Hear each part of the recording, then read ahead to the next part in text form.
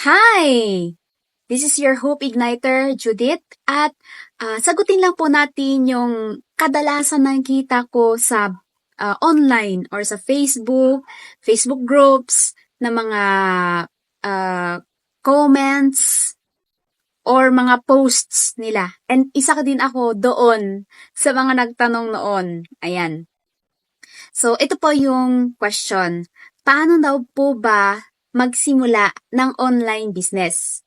Ayan. So, meron po akong 4 na i-share kung paano po kayo magsimula ng online business.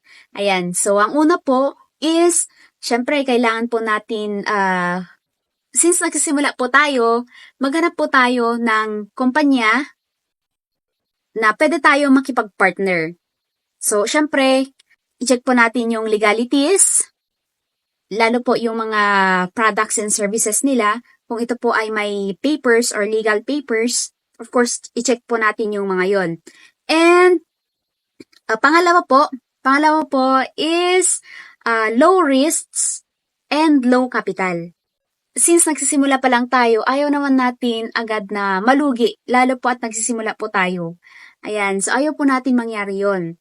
And, lalo po, ayaw nating ma-scam yung ating mga pinaghirapang mga kaperahan. Ayan. And, pangatlo po is, pwede itong gawing part-time. Lalo po kapag meron po kayong full-time job or meron po kayong traditional business.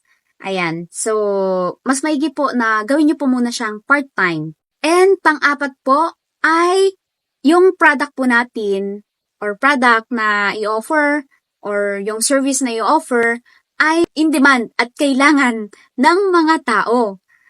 Siyempre, ayaw naman natin na yung mga produkto or mga services na i-offer natin is hindi naman talaga kailangan ng mga tao, di ba?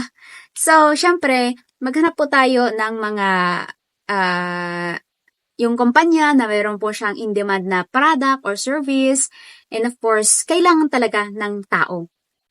Yan, so, kapag kasi kailangan ng mga tao, no hard selling, kumbaga. Kasi, yung mga tao na yung lalapit sa'yo actually. Kailangan mo lang talagang ipaalam na ikaw ay nag-o-offer ng produkto na ganon or yung services na ganon. Ayan. So, ito po yung 4 na gusto kong i-share sa atin kung paano po magsimula ng online business. Once again, this is your Hope Igniter, Judith, and praying na lahat po tayo ay magtagumpay. Yun lang po. Goodbye!